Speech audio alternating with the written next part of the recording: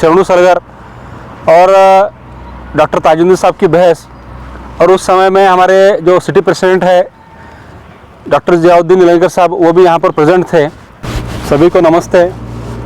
पिछले 2 दिन से सोशल मीडिया के माध्यम से एक चीज़ बहुत ही ज़्यादा वायरल हो रही है, वो बसों कल्याण के एमएलए शरणू सरगर और डॉक्टर ताजुद्दीन साहब की बहस, और उस समय में हमारे जो सिटी प्रेसिडेंट है डॉक्टर जियाउद्दीन निलंगेकर साहब, वो भी यहाँ पर प्रेजेंट थे।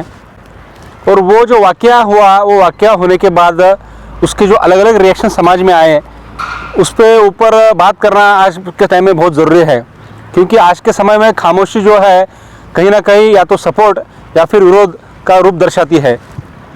इसके लिए मैं आपके माध्यम से ये बात मैं कहना चाहता हूँ कि वो जो इंसिडेंट हुआ, जो महिला का डेथ हो गया, उनके परिवार के प्रति मेरे संवेदनाएं हैं।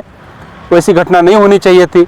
उसके ऊपर इंक्वायरी बेटी से है, इंक्वायरी में जो रिजल्ट आएगा, जो निष्पक्षता से रूप से बाहर आएंगे, उसको हम सब लोगों ने स्वीकार करना चाहिए। लेकिन इसमें जो एमएलए साहब है, इनका जो रिफा हॉस्पिटल के प्रति या डॉक्टर ताजुद्दीन के प्रति जो इतना जो प्यार है, जो पिछले 4 साल से जो बाहर कूद के बाहर आ रहा है, इसके पीछे का लॉजिक क्या है, ये हमको नहीं समझ में आ रहा। क्यों समझ में नहीं आ रहा है? क्योंकि एमएलए साहब जो है, उनका बात करने का तरीका, उनके काम करने का तरीका, उनको डाटा कहाँ से मिलता है वो भी हमको पता नहीं।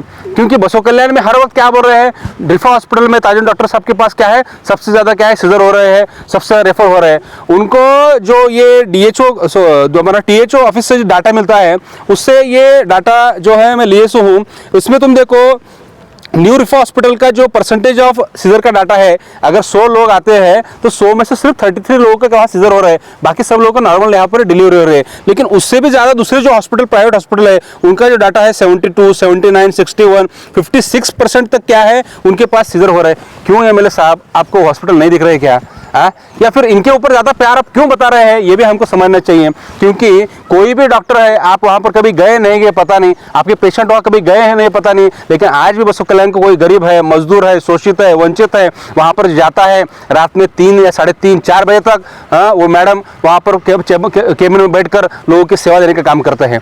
और ये डॉक्टर फील्ड ही ऐसी है जहाँ पर ये जो प्लस माइनस होते रहते हैं। इसके लिए आप जो रिएक्शन दे रहे थे, घटना जो हुई उसके प्रति हमको संवेदना है, लेकिन आप जो रिएक्शन दे रहे थे, आप ये भूल गए थे कि बसों कल्याण के एमएलए है। आप ऐसा कर रहे थे जैसा आपका उनका खेत का बंधारे का झगड़ा था, ऐसा क्या है, आप उनका रिएक्शन दे रहे थे। मैं आपको एक बात कहना चाहता हूँ, डॉक्टर ताजुद्दीन साहब के पास आने के बाद अगर उन्होंने वायलेंटली रिएक्ट किए, आपको जैसे वो आप जैसे उनको बोल रहे हैं कि उन्हें सुनना चाहिए था, पेशेंस से सुनना चाहिए था, उन्हें क्या है, संविधान के रूप में कानून कार्रवाई करनी चाहिए थे, तो आपको वही करना चाहिए था।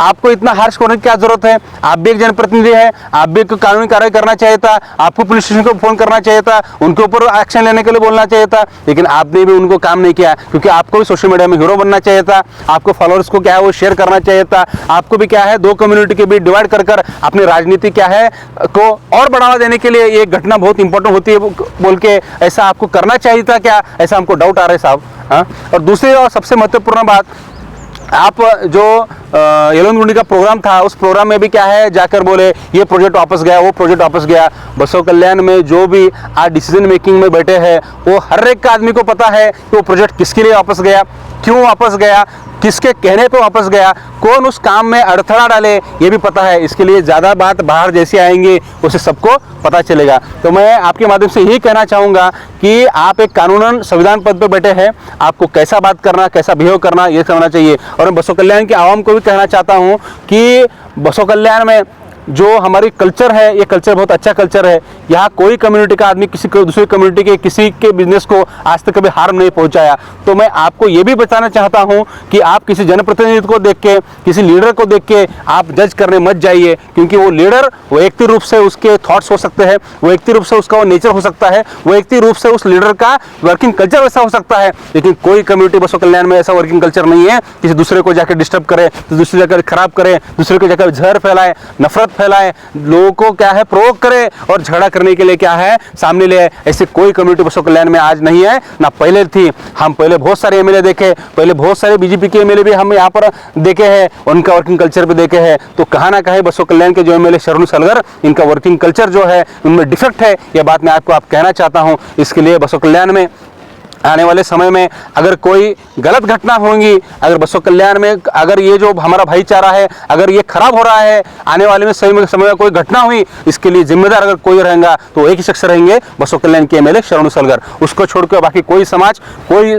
धर्म, कोई जात बसों कल्याण में एक दूसरे को लड़ने के लिए, एक दूसरे को प्रोवोक करने के लिए हम कोई इंटरेस्ट नहीं है। हम यहाँ पर विश्व गुरु बसवण्णा जी कर्मभूमि है, सबको साथ लेके जाना, सब साथ रहना, इस विचारधारा के हम लोग हैं। इतना कहना चाहता हूँ। आने वाले समय में जो सच है जनता के सामने आना और जो झूठ बातें अफवाह फैला रहे उनको लगाम लगना, ये मैं आपके माध्यम से कहना चाहता हूँ।